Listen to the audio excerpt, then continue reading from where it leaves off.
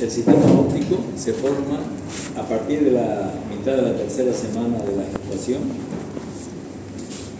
Comienza con la formación de la estructura al comienzo de esta forma. Del origen es ectodérmico, el ectodermo superficial, el ectodermo neural, la cresta neural, el mesodermo, que aquí están.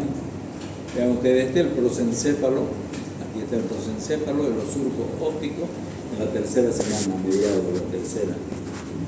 Miren cómo comienzan a formarse aquí los surcos ópticos y a partir de ahí se elongan las estructuras del segmento de la parte anterior del prosencéfalo y se juntan con el ectodermo superficial, que es este. Y a partir de ahí se forma la vesícula óptica. Ya al finalizar la tercera semana, a comienzo de la cuarta, se forma la coda del cristalino. La primera estructura del ojo que se forma en la embriogénesis es el cristalino. Aquí está la placoda del cristalino. Y aquí la vesícula óptica, a partir de la vesícula óptica, la retina, la coroide y todas las otras estructuras. Como les dije, van a tener que escuchar palabras nuevas que se le van a ir acordando después. Van a ir recordando. Aquí ya está más avanzada, aquí estamos a finales de la cuarta semana, ya está el cristalino formado, la retina, la coroide, el nervio óptico en proceso. Y aquí ya está formándose la fibra del cristalino acá, a fines de la cuarta, y acá ya tenemos el cristalino completamente formado, en proceso de formación de la córnea, etc. Los párpados se forman a partir del ectodermo. La órbita, el ectodermo y las proliferaciones mesenquimatosas. El cristalino, ectodermo superficial. El vítreo primario, mesodérmico, y el secundario y terciario, ectodermo y ectodermo neural.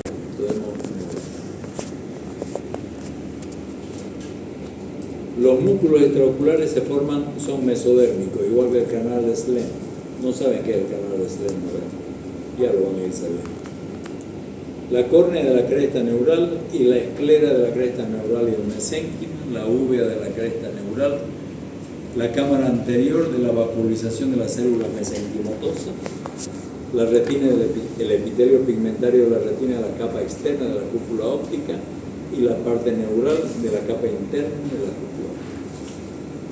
Si ustedes han escuchado todo eso, verán que no han, seguramente durante la carrera hasta ahora no han escuchado todavía estas palabras, ¿no? Esta nomenclatura, porque poco uno la conoce. De aquí en adelante ya se van a ir acostumbrando y van a saber menos que yo. Este es el globo ocular ya formado. Es forma esférica, 7 a 7,5 gramos de peso cada globo ocular. Los diámetros, el diámetro anteroposterior es 24 milímetros desde el vértice de la córnea hasta la fóvea, y de diámetro vertical en la parte más amplia tiene 23.5 milímetros. Tiene dos polos, un polo anterior, un polo posterior, un hemisferio, un ecuador, que es el círculo máximo en la parte central del globo ocular, los meridianos, que son círculos que van del polo anterior al polo posterior. Este es el polo anterior, el polo posterior. Polo posterior es el centro de la mácula, la fóvea. Polo anterior, el centro de la córnea, centro refractivo de la córnea. Este es el meridiano que va a dar la vuelta entre los dos polos en toda la circunferencia del globo ocular. Cuando ustedes se imaginan un globo ocular, se lo tienen que imaginar en esa posición, porque aquí está la córnea, cuando ustedes están de pie, la córnea está adelante, ¿no? Atrás está la mácula, la fóvea, y lo demás está alrededor. Cuando ustedes ven una estructura geométrica de este tipo, digan, ¿y por qué no? Eso que nos importa a nosotros. Pero es que el ojo es una esfera. Entonces hay patologías que están localizadas en diferentes partes del globo ocular. Por ejemplo, una rotura de un desgarro de la retina. ¿Dónde está? Es una esfera. Entonces, ¿dónde está? Arriba, abajo, a la derecha, a la izquierda. Entonces, por delante del ecuador, del meridiano hacia arriba, tantos grados, en tal horario, por delante de la hora serrata, que después ya lo van a ver. Entonces hay referencias geométricas y hay referencias anatómicas para identificar. explicar las patologías del globo ocular. El globo ocular, la pared del globo ocular está formado por tres túnicas. Una túnica fibrosa, una vascular y una túnica nerviosa. La túnica fibrosa está constituida por la córnea en la parte anterior. Una sexta parte de la parte anterior es la córnea, que es el lente más fuerte refractivo que tiene el sistema visual. 43 dioptrías de potencia óptica refractiva. Es un lente de 43 dioptrías la córnea. Después continúa con la esclerótica, que viene hasta la vaina del nervio, se continúa con la vaina del nervio óptico y con la dura madre. Eso es la cápsula, la túnica fibrosa. Córnea, esclera, no se olviden, por delante de la córnea, por detrás de la esclerótica, la parte blanca, ya vamos a ir bien. La superficie externa de la esclerótica es blanca y solo podemos ver la episclera, ya es una cápsula que cubre la esclerótica y va a llevar los nutrientes para nutrir la esclerótica. Aquí lo que podemos ver es la superficie lisa, la inserción de los músculos extraoculares y la llegada y salida de las venas y de las arterias del ojo. La superficie interna de la esclerótica es pigmentada, color pardo, porque ahí tenemos la lámina fusca, que es pigmentada, la lámina fusca, que une la esclerótica con la coroides. El agujero, la esclerótica, tiene en la parte posterior un agujero escleral posterior por donde sale el nervio óptico. Salida del nervio óptico, un agujero anterior que es donde se inserta la córnea como vidrio de reloj, la parte anterior. Las arterias que van a irrigar la esclerótica, las ciliares cortas posteriores, las anteriores y posteriores largas. Y las venas ciliares cortas posteriores, las ciliares anteriores y las vorticosas. ¿Ven que en anatomía no han visto eso? No veo. Y los nervios ciliares cortos y largos.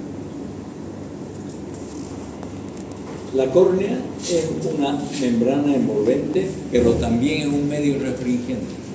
La córnea, no se olviden que el repito siempre, tiene 43 dioptrías de potencia de lente. En la parte central la córnea mide de 500 micras, o sea 0.5 milímetros, aquí está 0.8. Le he puesto eso porque en el texto está 0.8, pero de 500 micras, o sea 0.5 milímetros, hasta 1 milímetro y vale. Y el espesor periférico de la córnea es 1 milímetro. Esta es la córnea. La córnea tiene 5 capas. El epitelio de la córnea, que tiene 3, vamos a ir viendo cuando llevemos córnea, vamos a verlo en detalle, ahora en general. El epitelio de la córnea tiene 3 capas celulares diferentes que las vamos a ver después. La membrana basal, que sirve de sustrato para la adhesión de las células epiteliales. Esta es una capa celular, el epitelio, son células nucleadas. La siguiente capa es la capa de lo humano, que es acelular. Esta capa se forma a partir de los desechos del estroma y de las otras estructuras oculares durante la gestación. El estroma es la parte más gruesa, 90% del espesor de la córnea son células nucleadas también, los queratocitos. Membrana de Descemet, la siguiente es acelular, y la última, la capa interna del endotelio, es capa celular, de células hexagonales que se encargan principalmente de la nutrición de la córnea y mantener su transparencia. Vamos a ver después cómo se nutre la córnea, porque es importante, es un lente, ¿no es cierto? La inervación, los nervios ciliares posteriores, y la nutrición de la córnea, esto es importante. El humor acuoso, desde la parte interna del ojo. El líquido del ojo se llama humor acuoso.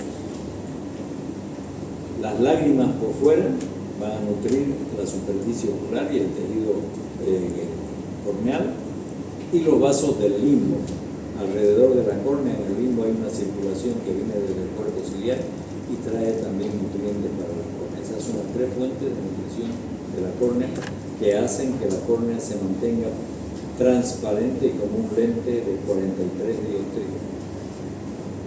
La túnica vascular es la siguiente.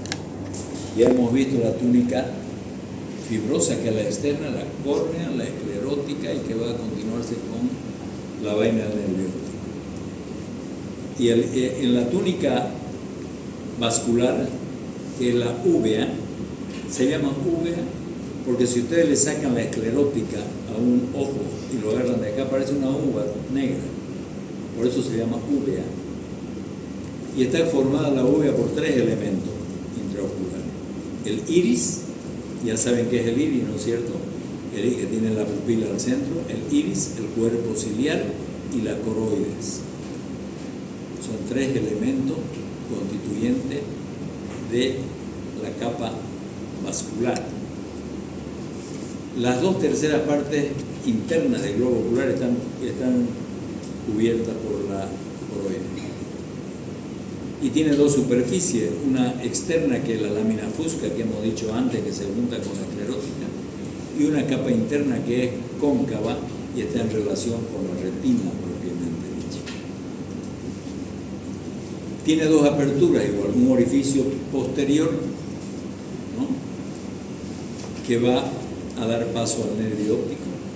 El nervio óptico va desde el ojo hacia el cerebro, no del cerebro al ojo. Entonces, un orificio posterior que pasa el nervio óptico y uno anterior que está marcado por la ora serrata, que es donde termina la coroide en la parte anterior. Y tiene tres capas, la coroide. Lámina fusca, tiene el estroma, el estroma tiene tres tipos de vascularizaciones: los grandes vasos, los vasos medianos y la coriocapilaris, otra capa que ya está en contacto con la retina, y la membrana de Bruch que está en medio de los dos. Este es el cuerpo ciliar, que tiene 5 a 6 milímetros de diámetro y tiene dos partes. Una parte anterior que es esta, la pars plicata. Fíjense que pars plicata porque está plegado, ¿no? Pars plicata. Y la parte posterior que es esta, la pars plana, y esta de aquí festoneado es la ora serrata. Esas son las estructuras que forman el cuerpo ciliar.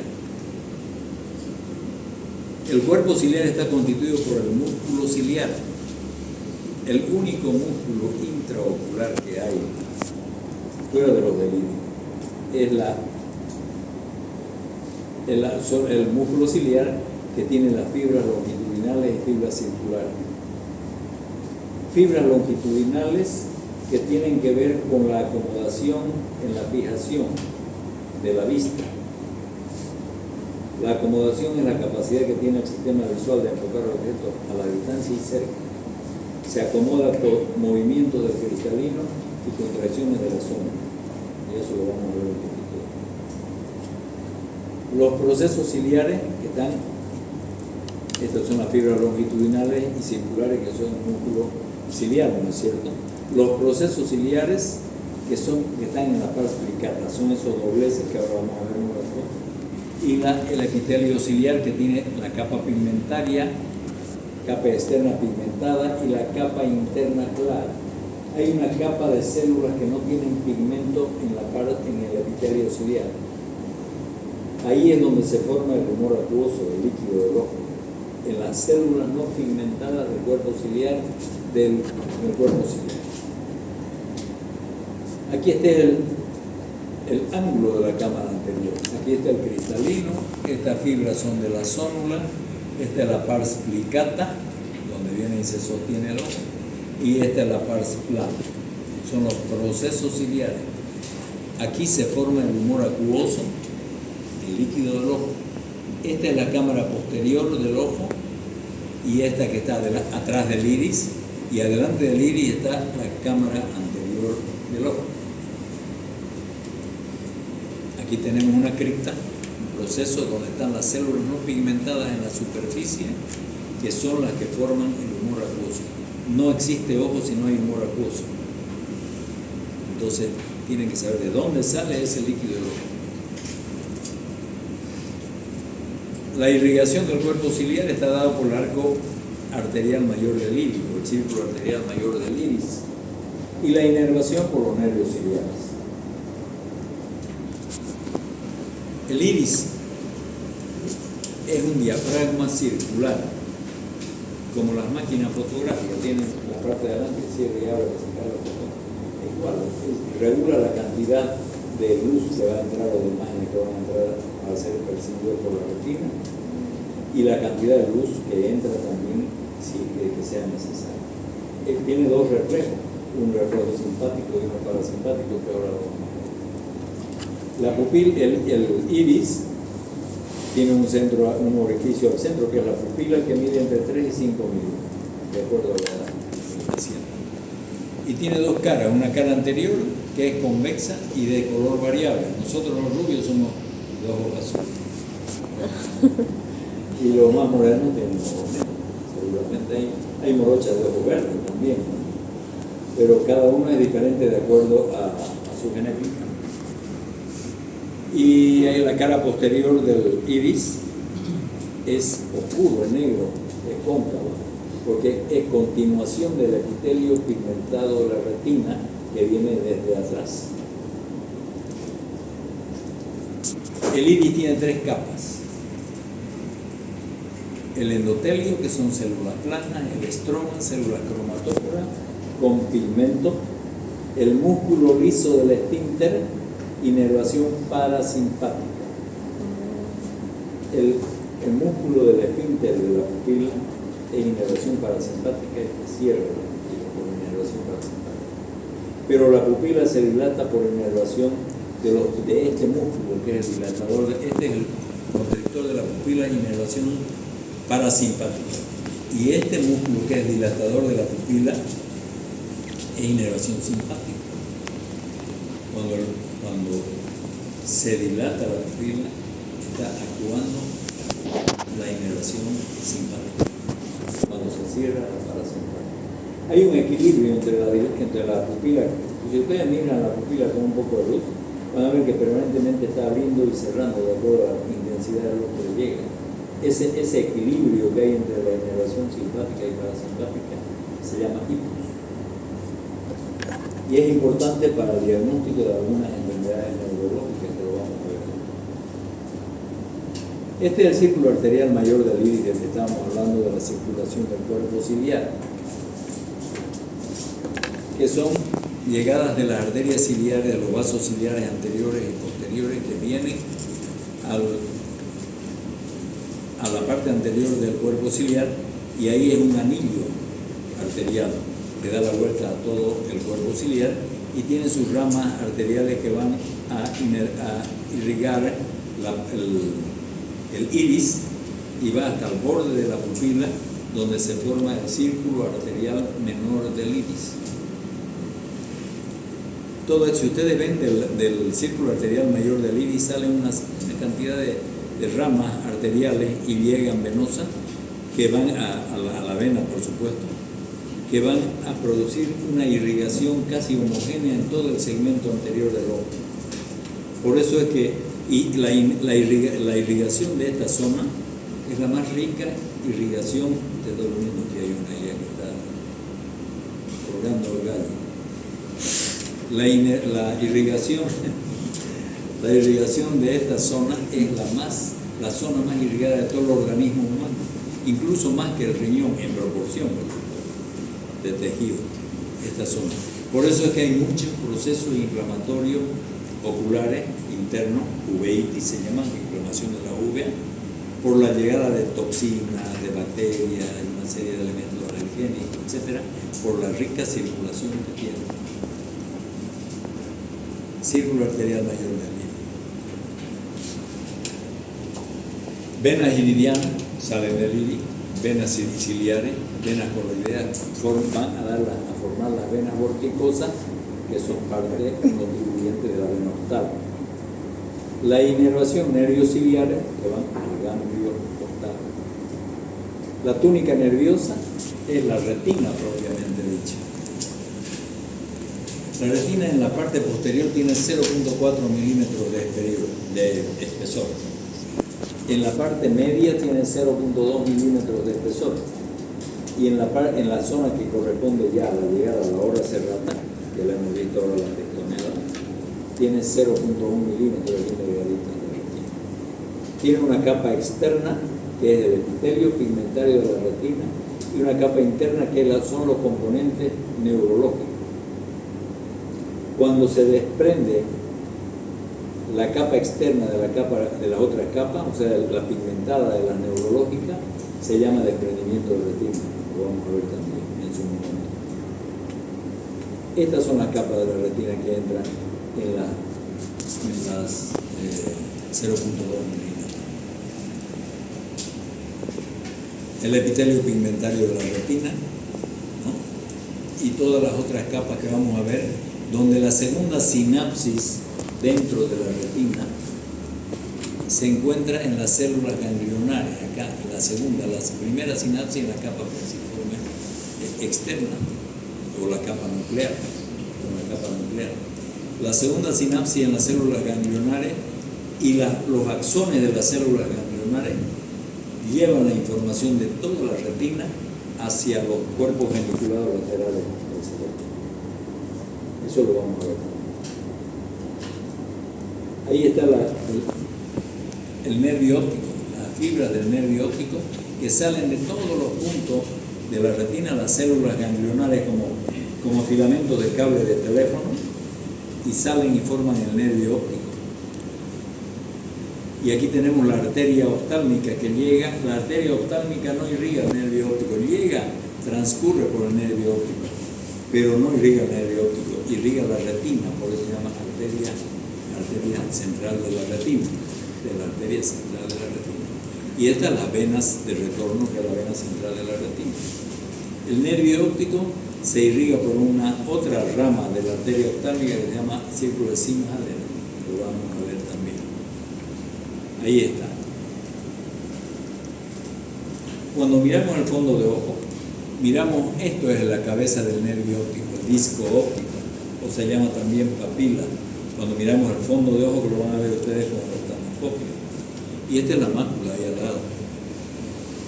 Ahí tenemos la salida de la arteria oftálmica, de la arteria central, la arteria central de la retina, y la salida de las venas, que son las máculas. Y aquí la mácula y la fóvea. Papila, mácula. No se olviden, la mácula es el polo posterior del globo.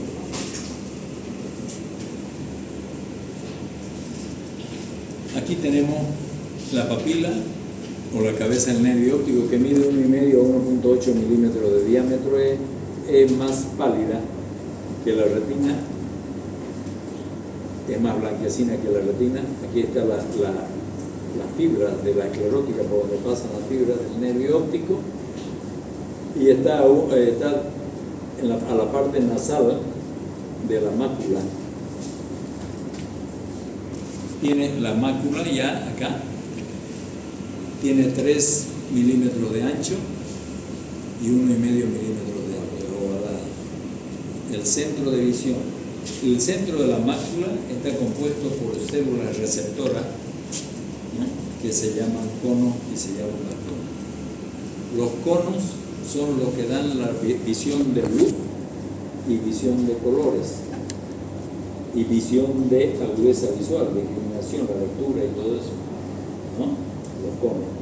Y los bastones se llama visión fotópica, y la visión escotópica es la visión que dan los bastones. Esos son la percepción de bultos. En la oscuridad ustedes ven bultos, pero no pueden ver la marca de la camisa del tipo que está en la oscuridad, ¿no? O cuando entran al cine y ven bultos de gente que está ahí, pero a la medida que van adaptándose, se llama adaptación a la oscuridad, van funcionando los conos y van viendo la cara. El fulano está con la proteja del sultán. Para eso ayuda los conos. Entonces la mácula, aquí tenemos la mácula, la fóvea y la foveola.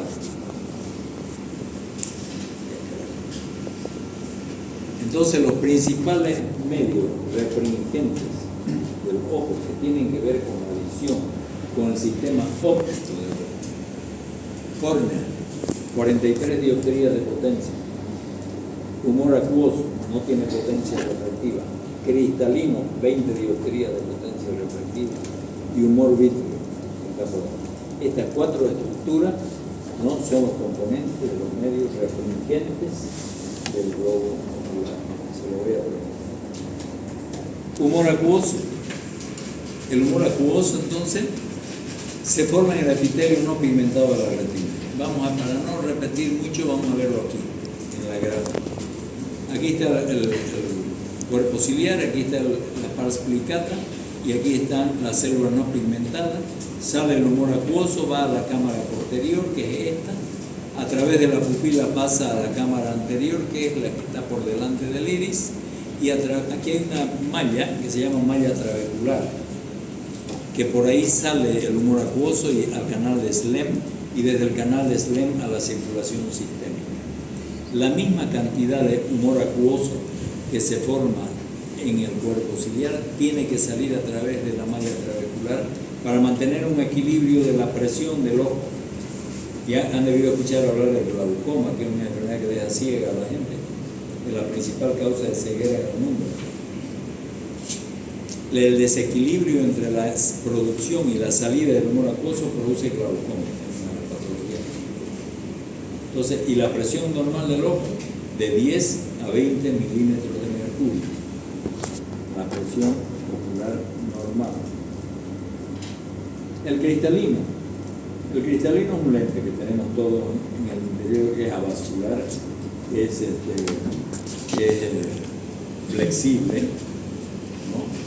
Tiene 9 a 10 milímetros de diámetro y 2 a 4 milímetros de espesor. El cristalino.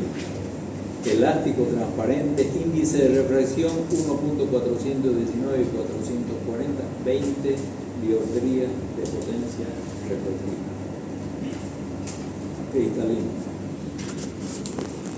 Este es el ecuador del cristalino, donde se inserta la zónula para sostenerlo al cristalino en el medio de la zona visual. Aquí está el polo posterior, el polo anterior.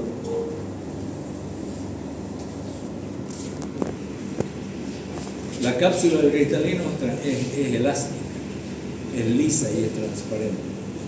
La fibra del cristalino son cintas que no tienen importancia a las medidas, y las suturas son los lugares del cristalino que lo pueden ver con una lámpara de medidura. En la práctica le va a mostrar todo. Que se forma una Y y una Y invertida, los puntos en el cristalino donde se forman las fibras del nervio. Ahí está un corte, la córnea, el iris, la pupila. Este es el cristalino, el núcleo del cristalino, el epinúcleo, la corteza y la corteza anterior, y la corteza va a la cápsula anterior y la cápsula posterior del cristalino. La zónula es como radio de bicicleta que sostienen el cristalino, así como sostiene la rueda de la bicicleta bien centrada, ¿no? Sostiene el cristalino en el centro del eje visual. La zónula son una membrana como si fuera radio de bicicleta. Desde el ecuador del cristalino van hasta el cuerpo ciliar, la parte anterior de la zónula, y la posterior hasta la hora serrata. La hora serrata, la parte flestoneada que dijimos que quedaba atrás de la pars plana. Mide de 2 a 8 micras. Esta es la zónula. Claro, no es así como se la ve aquí, son fibras que están más dispersas, pero sostienen el cristalino en esa posición. Aquí está el iris, y aquí está la pupila, ¿no? Y ahí está sostenido el cristalino. El humor vítreo es la gelatina del ojo. La gelatina del ojo. Y está cubierto el humor vítreo, la gelatina del ojo, así como el huevo tiene la membrana viteliforme, una membranita delgadita, ¿no? La clara del huevo. El humor vítreo tiene la membrana viteliforme. Tiene la membrana hialoidea. La hialoidea anterior, posterior y periférica, que están en contacto, uniendo el humor, embolsando el humor vítreo y en contacto con la retina. Las relaciones con la retina, con la zónula de zinc y la cara posterior del cristalino también asienta ahí. Entonces es transparente, el humor vítreo, ocupa 2/3 partes, 3.9 gramos, pese el ojo dijimos que pesa 7.7. Y la mayor parte del peso es el humor vítreo. El poder refractivo, refringente, 1.33. El vítreo tiene una depresión en la parte anterior, como un nido donde se aloja el cristalino. Se llama fosa patelar. Fosa patelar. Es importante la fosa patelar, lo vamos a ver cuando veamos luxaciones y subluxaciones del cristalino. Se llama subluxación cuando el cristalino se libera de la zónula pero no sale de la fosa patelar, y se llama luxación cuando sale de la fosa patelar. Por eso es importante saber por anatomía eso. Aquí está la fosa patelar, es eso, y ahí está el cristalino, y esta es la zónula, está en el centro, este canal de Cloquens. Cuando se sale de ahí el cristalino es luxación o subluxación. Músculo de la órbita. El ojo no está ahí solo, tiene músculos. Los músculos extraoculares, que son 4 músculos rectos, el superior, el inferior, el nasal y el temporal, un oblicuo superior y un oblicuo inferior, y el elevador del párpado superior. Se insertan aquí en el vértice posterior de la órbita y forman el anillo de zinc. Aquí están los 4 músculos rectos, el elevador del párpado superior, el oblicuo mayor. El único músculo extraocular que no se inserta en el vértice de la órbita es el oblicuo inferior, o menor. De las dos maneras se dice.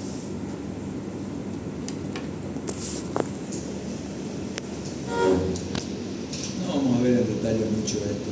Este es el elevador del párpado superior, el músculo más largo. Y el elevador del párpado superior se constituye en dos fibras musculares. El músculo de Müller, que se inserta en el borde superior del tarso. El tarso es un tejido conectivo denso, casi cartilaginoso, que aloja las glándulas de meigomio. Y entonces ahí se inserta en el borde superior el músculo de Müller, que es una parte del elevador del párpado, que tiene que ver con 2 milímetros de la apertura del párpado superior. Parece nada, pero cuando uno lo tiene, se dice, doctor, estoy fuerte, me cae el párpado. 2 milímetros. Y el saldo depende de la parte del músculo superficial o anterior que se inserta en la cara anterior del tarso. Los músculos recto superior, inferior, medial y lateral, oblicuo superior, que se llama troclear también porque aquí está la tróclea, y entonces este recto superior pasa por la tróclea y tiene una porción tendinosa y una parte muscular y se inserta en el vértice, ya vimos eso. Lo mismo, aquí tenemos la cápsula de Tenon, que es una cápsula que cubre todo el contenido de la órbita. La órbita es grande en relación al globo ocular. Todo el contenido de la órbita, la mayor parte del contenido, para sostener los 2 globos oculares en las posiciones anatómicas y fisiológicamente iguales, para que hagan la correspondencia retiniana de ambos, tienen que tener una serie de ligamentos, etcétera, que lo tienen en esa posición. Pero sobre todo la cápsula de Tenon, que es la que envuelve toda la estructura intraorbitaria y dividen la cavidad orbitaria, hacen una división de la cavidad orbitaria y la cavidad craneal. Todo este sistema ligamentoso que tiene que ver con la posición del globo ocular. Ahí es lo mismo. Ahí está el globo ocular, vean el tamaño de la órbita, que órbita es otro tema. El globo ocular, y vean el espacio libre que queda, que está sostenido por músculos, tendones, ligamentos, etc. Esto es importante, la inervación. La inervación del motor ocular común va a inervar el recto superior, el inferior, el medial el elevador del párpado superior y el oblicuo inferior. Vean ustedes cuántos músculos va a inervar el nervio motor. Cuando se afecta esto, hay una parálisis del motor ocular común. Es fácil saber, el paciente llega a la consulta con el párpado caído. Tras que lo vean, ustedes van a pensar primero en una parálisis del motor ocular común, porque eso es de vida o muerte. Después de ver el párpado caído, ustedes le levantan el párpado al paciente, porque él se va a quejar que se le cayó el párpado, que amaneció con el párpado caído. Le levantan el párpado y lo hacen que mire arriba, abajo, a la derecha, a la izquierda, y van a ver que él puede mirar hacia afuera, pero no puede mirar hacia adentro, no mira hacia arriba ni hacia...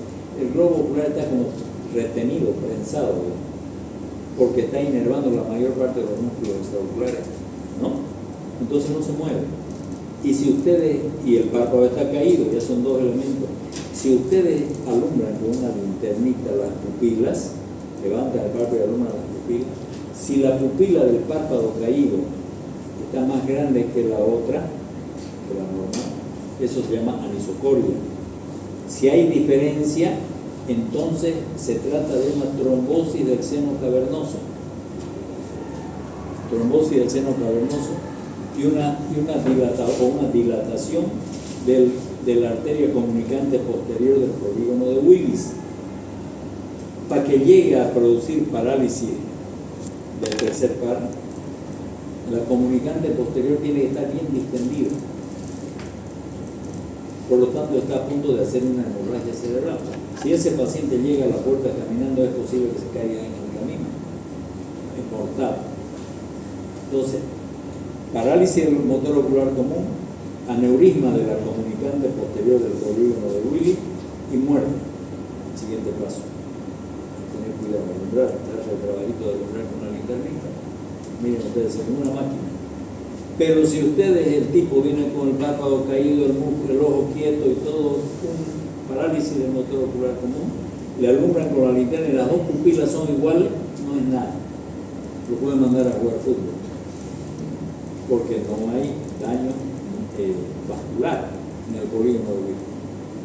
Con ese diagnóstico que ustedes hagan, van a salvar la vida a todos los pacientes que lleguen con eso, si se acuerdan, ¿no? Porque están en la clase, no se olviden. Esa es la inervación importante que ustedes tienen que conocer. Lo demás es patético, es que el padre inerva el oblicuo superior, el motor ocular externo, el recto lateral. Pero como tercer paso.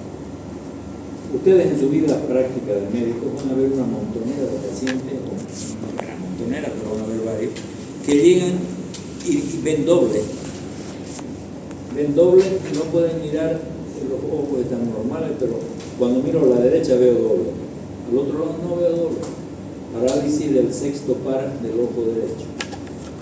Si miran a la izquierda y ven doble, parálisis del lateral del sexto par del ojo izquierdo. También esto es importante que sepan para que el paciente no se alarme. Si le dan una montonera de vitaminas y tratamiento, no hay tratamiento más que vitaminas y corticoides en neurología, sobre todo en algunas patologías. Entonces, si lo dejan ese paciente, en 2 meses ese paciente va a volver a ser normal sin ningún problema. No hay patología mortal en el sexto par. Los párpados, eso es importante del tema, digamos, básicamente para ustedes. Los párpados también tienen patologías que nosotros tenemos que saber, la tosis palpebral para diagnosticar la parálisis del tercer par, ¿no? Y no solo eso, con muchas otras cosas también. El párpado tiene su cara anterior, su cara posterior, un canto interno y un canto externo, los bordes, un borde libre y un borde adherente. Borde libre, borde adherente, y aquí tienen los plexos dermatológicos que se manifiestan con los años, en algunos más que en otros. Y estas son las capas del párpado: la piel, tejido celular subcutáneo, el tarso. Si ustedes ven los usos, ¿no? todo el mundo ve sucio, este tiene sucio cuando tiene algo en los párpados, una bolita en los párpados. La mayoría de los chaláceos se llaman cuando es la glándula de meibomio la que está afectada. Eso lo vamos a ver en el párpado. Entonces el tarso, ahí está, que contiene la glándula de meibomio, elevador del párpado superior y la conjuntiva, esas son las partes del párpado. Pues si ustedes tienen en su práctica un trauma palpebral con una herida del párpado, tienen que procurar recordar esta estructura de los párpados para no suturar la piel con el tarso y lo dejan chiclán para todo el viaje. Entonces, piel con piel, ya son cirugías, se lo van a enseñar, ¿no? Tejido subcutáneo con celular subcutáneo y todo en orden. La conjuntiva es otra parte. Sin conjuntiva no hay ojos y sin lágrimas tampoco. Conjuntiva vulvar, palpebral y fondo de saco. Esta es la conjuntiva, es una malla de tejido conectivo denso, laxo, que va a tapizar la superficie ocular. Tarsal, conjuntiva tarsal atrás del tarso, fondos de saco conjuntivales, conjuntiva vulvar en el bulbo óptico, que se continúa con el epitelio de la córnea. La conjuntiva sirve para depósito de lágrimas, para lubricar la superficie ocular con las lágrimas y el movimiento de los párpados. Las glándulas lagrimales, el sistema lagrimal y el aparato lagrimal es otra historia en oftalmología. Sin lágrimas no hay ojos, ¿no? Que tiene dos componentes, ¿no? El sistema secretor y el sistema excretor de lágrimas. El sistema secretor está formado por la glándula lagrimal principal que está en el techo de la órbita, en la parte temporal superior.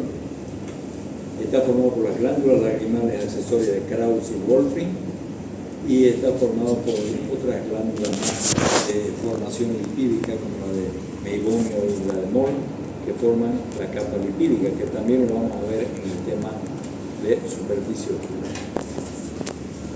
Glándula lagrimal principal en el techo de la órbita, no aquí, acá. Lubrica el ojo con el parpadeo, forma el lago lagrimal, y a través de esta es la porción excretora, a través de los puntos lagrimales superior e inferior vienen al saco lagrimal las lágrimas, y con el movimiento del parpadeo bajan, y ya vamos a ver los mecanismos, al conducto lagrimonasal y va a la válvula de Asner, cornete inferior.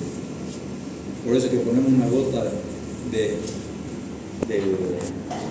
cualquier medicamento en la conjuntiva y sentimos la garganta, o llega a la garganta, a la nariz, y pasa la garganta.